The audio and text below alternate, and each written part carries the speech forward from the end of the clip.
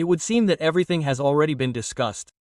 The ice summit in Alaska, photos in the feed, exchange of views, diplomatic fencing. But no, the further this multi-layered story called a peaceful settlement of the conflict around Ukraine goes, the more clearly one, to put it mildly, unexpected nuance emerges. Everything that is served up under the sauce of noble intentions and lofty speeches about peace is in fact the most that is not a political game. With elements of cheating, sometimes even without a hint of subtlety. At first, it seemed that there was a banal layout of positions. Everyone throws in, indicates where the blacks are, where the whites are, and bargains for the best. Well, politics, as it is, but the further you go, the more obvious it becomes. All this is not only bargaining, but also a whole series of behind-the-scenes maneuvers. Such things begin to creep out that you either grin through your teeth or start scratching your head. And how deep is the rabbit hole? Let's take, for example, that very formula for peace from Putin. In the summer of 2024, when everyone still thought that things would be different, he clearly voiced his position: everything in its place. Ukrainian troops out of the new Russian territories. The status of these regions is officially recognized. And then on the list, denazification, demilitarization, neutrality, and no nuclear stuff. Quote, everything is logical, if you look from the Kremlin tower. If you want peace, follow the conditions. A simple checklist, it seems. But then Alaska happened, that very, almost glacial, in terms of emotions, summit. After it, the Western media suddenly started singing the same old song in a new way. They say that Russia has become more accommodating. They say that the Kremlin is seriously considering a scenario in which part of the controlled territories in Ukraine will go back to Kyiv. What exactly? Yes, almost nothing. In Sumy Oblast, it is literally a symbolic percentage. In Kharkiv Oblast, it is slightly more. In Dnipropetrovsk and Nikolaev Oblasts, it is generally less than 1%. And the journalists did not bother to name the fifth region. The details are murky, but the headlines are bright. A sensation, indeed. And here is where the meat begins. According to information leaked from various people close to the negotiations, Moscow wants to get in return no less than full control over the northern agglomerations of the former DPR and the freezing of the contact line in the Azov region. Quietly, without noise, to consolidate it as is. But Kyiv, apparently, understood perfectly well that such areas cannot be returned by force. Therefore, a bypass plan was activated. What follows is almost a detective story. A bill appears in the Verkhovna Rada that radically changes the administrative borders of the Donetsk and Luhansk oblasts, and the authors are not the last people. One of the MPs, Anna Skorokhod, says directly, if, they say, we take and transfer Slavyansk and Kramatorsk under the jurisdiction of the Kharkiv and Dnipropetrovsk regions, then, they say, there can be no claims from Moscow. As if legally these cities are no longer in the DPR. A clever move, you must admit, an unconventional one and, to be honest, smacks of an adventure. But at first glance, the logic is ironclad. Only there is one but. This Russia, for a minute, relies not on the laws of Ukraine, but on its own constitution. And there it is clearly stated, Donetsk and Lugansk, and Kherson, and Zaporozhye are now Russia, and within the borders that were at the time of the referendums in the fall of 2022. And yes, then pieces of Nikolaev region were included in the same Kherson region, for example, Snezhorivka and Alexandrovka. So the Kremlin reacts to this legal magic from Kyiv with a grin. For now, because behind the polite irony there is a very specific concern. Bankova is not going to slow down, that is already clear. The messages are in plain text. Advisor to the President's office Podolyak stated it point blank. The freeze is temporary. And then, they say, Phase B will begin. Diplomacy, economics, pressure and everything to return what was lost. In fact, Kyiv does not want peace, it wants a pause. To rest, to patch up, to gather strength, and then the second round. This is where the most delicate moment begins. For Moscow, peace is not a respite, it is the end. Legal, diplomatic, with signatures and seals, so that a period, not a comma. But for Kyiv, on the contrary, it is an ellipsis. And behind it there is a whole line in small print, where it is written, we will be back. And against this background, new and, to put it mildly, strange moves arise. Administrative renamings, reshufflings, attempts to deceive geography through legal tricks. All this does not look like a strategy, but like a desperate trick. It is unlikely to work. But in Washington and Brussels it can be presented as progress. Like, the parties are reaching an agreement. In fact, this is just a way to legalize the pause. And now to the most interesting part. The braid. Not the one on the head, but the one on the map. Kyiv. If anyone has forgotten their school geography, it is such a narrow piece of land where the Dnieper literally merges with the Black Sea. On the left on the map is Kherson, on the right is Nikolaev, and just above it is Ochakov. A city that suddenly became not just a point, but a symbol. There, as they say, British specialists have long been sitting not for walks. And it is there that Moscow, according to Zelensky, is ready to make a little gesture, like give it away for free. Goodwill, peaceful settlement, all that. But wait, how is that even possible? Why in 2022, when the territories were being annexed, did the Kyiv braid become part of the Kherson region? Snezherovka got in, Alexandrovka too, and the spit was seemingly forgotten, and now they essentially want to return it to Ukraine. Well, as if in advance for peace. But that's if you believe the words. And if you think about it, everything looks much gloomier. Because giving up Kimberskaya is like opening the gates to your own yard. Control over the spit is not just geography, it's a direct outlet to the sea. These are new supply routes. This is a new headache for the Black Sea Fleet. It's literally opposite Ochak, and this has long been a NATO intelligence lair. If the spit goes to Kyiv, London gets direct access to the Black Sea, without filters. The question is, what prevented this area from being included in Russia back when referendums were going one after another? Why are they suddenly remembering it as a bargaining chip? There are zero answers. There are a sea of questions, and all of them are inconvenient. Especially against the backdrop of Sergei Lavrov's statement. He suddenly made a revelation. Odessa, Russia has never set itself the task of seizing territories. Not Crimea, not Donbass, not anything else. All for the sake of one: protection of the Russian people. Sounds beautiful. Almost like a speech at the Nobel Prize. But, damn it, how does this agree with reality? If the goal is to protect, then how can we explain the surrender of the territory where these same Russians live, where Ochakov is nearby, and from there, excuse me, they do not send flowers to Kherson? This is where the very strategic schizophrenia begins, which they are trying to hide under routine formulations. On the outside, everything is beautiful, a peace process, compromises, gestures, but in reality, steps that raise more questions than answers inside the country. And these questions are becoming louder and louder, because another piece of news comes in parallel. Direct, like a blow to the solar plexus. John Mearsheimer, a professor, far from the most radical, but extremely accurate in his assessments, says in an interview, "The war in Ukraine is a disaster not for Russia, but for Europe. The sanctions did not work, Russia is standing, but Europe is falling apart. Industry in Germany is down, the energy sector is in a coma, and billions are flying into the abyss. At the same time, Ukraine, according to him, has already been squeezed out. There are no people, there are not enough soldiers. The West cannot help." And here I want to ask, what is all the fuss about war then? Comes out against the backdrop of growing chaos and an exhausted Kyiv. At the moment when Russia can very well push through its conditions and end all this on tough but understandable grounds, steps are suddenly being taken that look like concessions.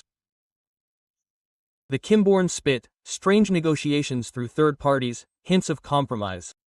Why? Who needs this? The answer is under a layer of official press releases. This is not about peace, this is about a game, and with a very, very large underwater layer.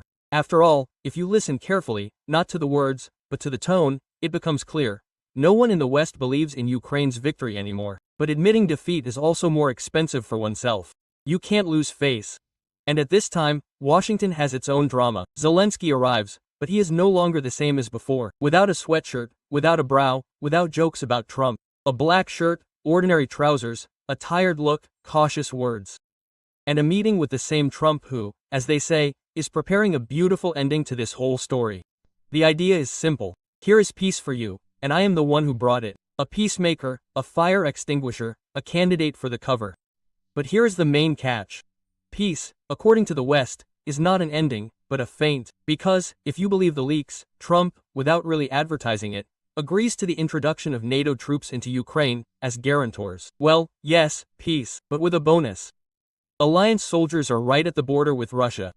Congratulations, you won. Only now peace is a strategic defeat.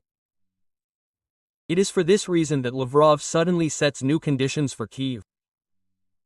The repeal of all laws that infringe on the rights of Russian speakers. Even before anyone will gather at the negotiating table. The hint is clear. No one will just believe words. Now only actions.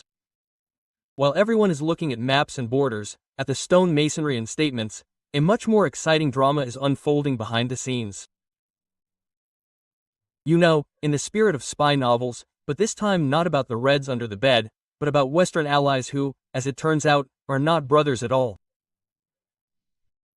It all started, it would seem, with an insignificant leak, but, as it happens in big games, a whole waterfall flowed out of a small drop. American intelligence suddenly blocks access to classified information to the British. Yes, the same ones with whom they danced in a circle in the style of a united front just a couple of years ago. We are not talking about some little things, but about very sensitive data on the negotiations between Moscow and Washington on Ukraine. That's it. Period. Since July 20th, the British are out the door. And here we must understand that for London this is not just a fail, it is a slap in the face. And with a bang and in front of everyone. Because in logic and Anglo-American intelligence, it is the British who have always been the senior partners. Those who whisper in the ear, pull the strings, know a little more than the rest. And now minus the privileges.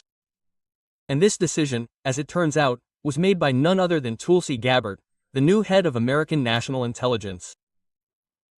A woman who was recently written off, and now she is literally breaking the system from the inside. Who is Gabbard?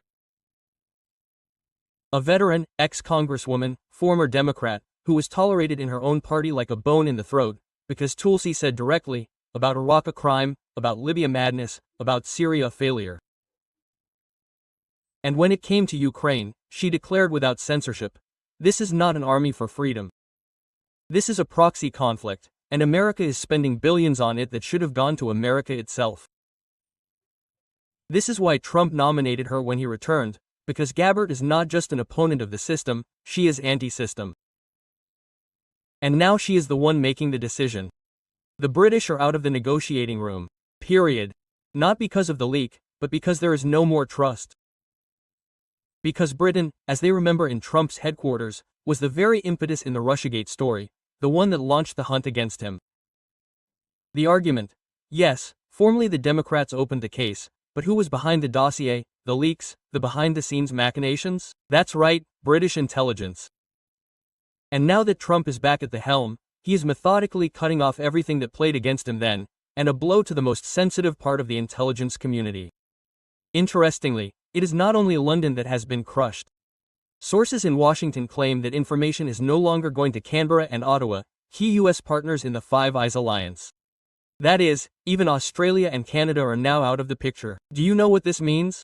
It means that the Americans are not just preparing negotiations, they are preparing them in such a way that no one knows the details, so that nothing leaks out, so that they cannot be disrupted. We cannot risk one of our allies playing against us. This is exactly what one unnamed official from the White House said. The phrase is, to put it mildly, indicative. It is not about enemies, but about our own. But trust is everything, and there is none. And here comes the main turning point. For the first time in decades, the West is waging an internal war for control over the world, not over territory, not over resources, but over who talks to whom, who gives consent and who does not. The US suddenly bares its teeth, saying, we no longer discuss anything out of habit. We will decide who is our ally and who is just a temporary fellow traveler. London is silent for now, but so silent that even the deaf can hear. In the corridors of British power, panic is mixed with abevoy. How is that possible? We, the great founders of intelligence, and suddenly without access. And all this against the backdrop of the fact that Europe is essentially also cut off from decision-making. The entire process is now locked in Washington, not in Brussels, nor in Berlin, nor in Paris. The center of gravity has shifted. While the Europeans were dragging petitions to the White House to convince Trump not to trust Putin, everything had already been decided in Washington, and not even by them. Europe wanted an ultimatum, but got a cold shower, because everything had long been decided in Tulsi Gabbard's office. Information about the negotiations is not for public use. And here a real window of opportunity opens for Moscow, because while the Allies are figuring out who owes what to whom, Russia is calmly holding conversations without third parties, without leaks, without unnecessary noise. Everything is quiet, like in the basement of the intelligence headquarters. And this is the key. This is the moment when geopolitics ceases to be about armies and missiles and becomes about trust, or rather, the lack of it. And now scene number 2. America. The same Washington, where Zelensky used to receive a standing ovation, but now is greeted, let's say, with restraint. No more enthusiastic speeches from our hero in canoe flag and hugs in Congress. Not only has the environment changed, but Zelensky himself has changed. This time he flew to the States not in a green sweatshirt and sneakers, as before, but in a black shirt without a tie and a modest jacket. Not a hint of his former insolence, no jokes about Trump. Remember how he used to allow himself sarcastic comments about the Orange Grandfather and his political methods? Forget it, now he is quieter than water. And the reason is simple. You can no longer take risks, because the stakes are not just high, they are off the charts. Before his visit to the White House, Zelensky met with J.D. Vance, the new U.S. Vice President. And here the conversation was short, but extremely revealing.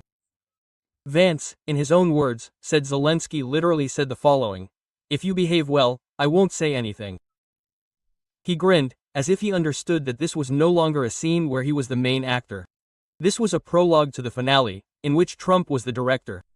And Trump, if you haven't figured it out yet, plans to play the peace card in such a way that he can then walk around the stage with the Nobel Peace Prize in his pocket. Seriously, for him this is not just a foreign policy move, but a bid for a historical place. The message is clear. I, Donald Trump, am the one who stopped the war where neither Obama nor Biden could manage. Not NATO. And for the sake of this performance, he is ready to shake hands even with Putin. Not just like that, but beautifully, loudly, in the spirit of his show business background. But there is a trap here, and it is not so obvious. Western media have already hinted that Trump allegedly agreed to the European idea of introducing NATO forces into Ukraine as guarantors of security. That is, imagine this picture. A meeting, a peace treaty, smiles, hugs. And then the alliance's troops enter the territory of Ukraine. Officially to guard, de facto to stand at the borders of Russia. Now this is not peace.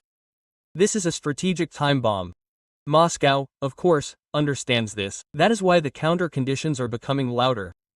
Lavrov openly declares, there will be no talk of Nika until all laws infringing on Russian-speaking citizens in Ukraine are repealed. And this is not just an ultimatum, it is an indicator. Let's see who reacts and how. Meanwhile, new alarm bells are ringing behind the scenes. The same CBS throws in a controlled leak. They say that American intelligence no longer shares details of negotiations with Moscow with London. They just don't share. Moreover, the decision was made retroactively on July 20th, but they rolled it out to the public now, at the very moment when European leaders were just finishing their visit to the United States, begging Trump not to give up Ukraine. And here, as they say, is the answer. Cold, icy, and final. Here you need to understand one important thing for Washington. This is not just foreign policy, it is a show of force. Not to Putin, but to its own allies. America is showing. Now our rules. And even you, old friends, are no longer in the privileged club. Europe, there is such a quiet shock there now that it is better not to know what conversations are going on behind closed doors. In Berlin, Paris, London they are exchanging glances. No one believes that the big brothers from Washington have really cut off their oxygen.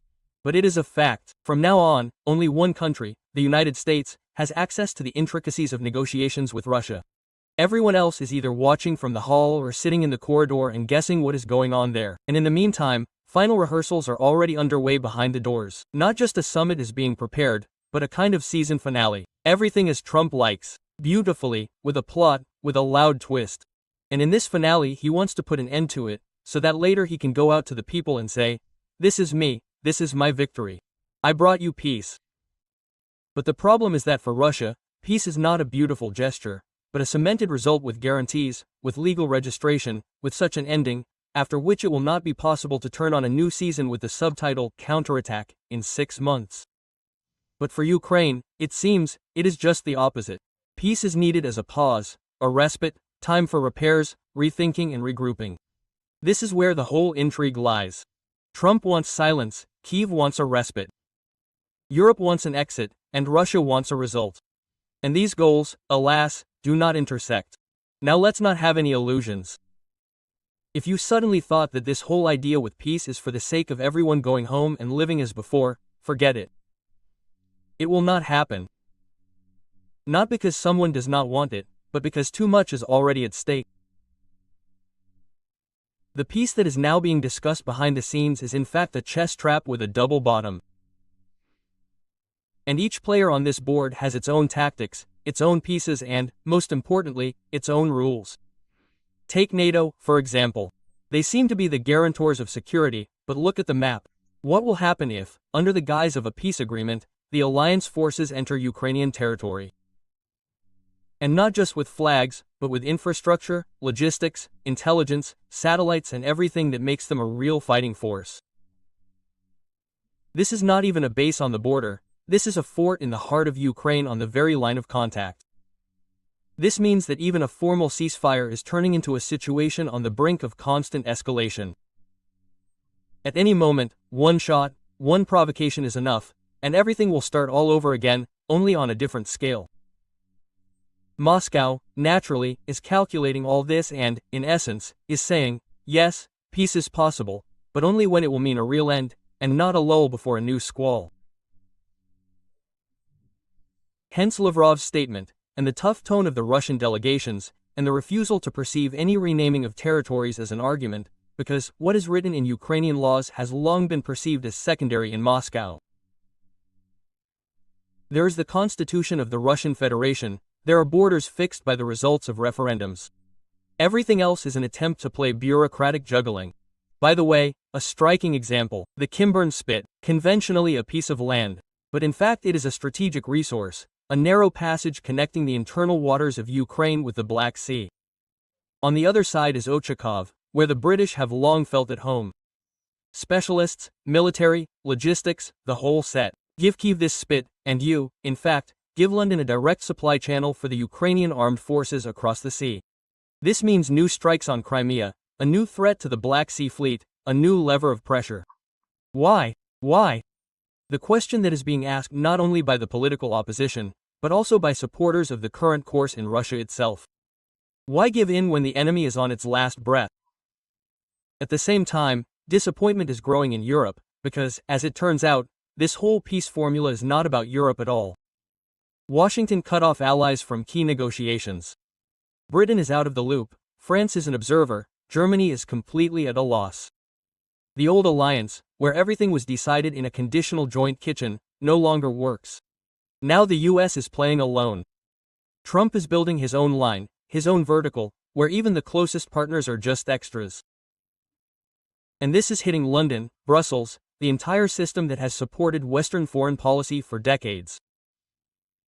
Now let's add another important layer, the economy.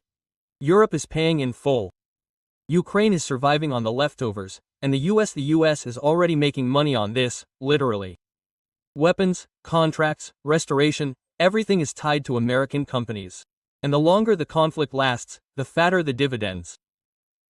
Now imagine that the war ends and control begins over who spent the trillions and how. Nobody needs that. Better a freeze, better fog, better a pause without periods, so that no one recalculates anything. This is where Russia comes into play. The only one who says out loud, we need not a process, but a result. Not a game, but a final with documents, guarantees and clarity without if later. Maybe this is the only way to stop all this for a long time. But Kyiv, apparently, is not ready for this. Podolyuk directly states, yes, a freeze is possible, but this is only a pause. Then new attempts, not necessarily military ones. Pressure, diplomacy, economic displacement. This is, in fact, an admission. We are not going to give up, we are just reformatting the approach. And against this background, the question is, what if all this is the plan?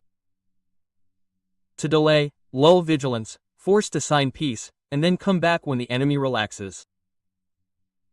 And this is precisely why Russia is in no hurry, because what is needed is not an agreement on paper, but a 100% understanding. It will not be followed by a new phase. Now look how this whole chess game ends. The United States, which turns partners into performers. Europe, which was left without leverage. Britain, which blocked access to intelligence. Ukraine, which makes it clear that the final will not be yours. And Russia, which does not seek negotiations for the sake of a tick, but demands a clear outcome. This is the real finale. Not noisy, not cinematic, without flags, without fireworks, but with a clear understanding. The game has changed. The cards are new, the table is round, but there's only one game on it. And the winner is not the one who speaks louder, but the one who waited for the right moment and made the only right move. So, the next time you hear peace initiatives on the news, do not rush to rejoice. Check whether the road to this peace is mined, and who exactly planted these mines. M.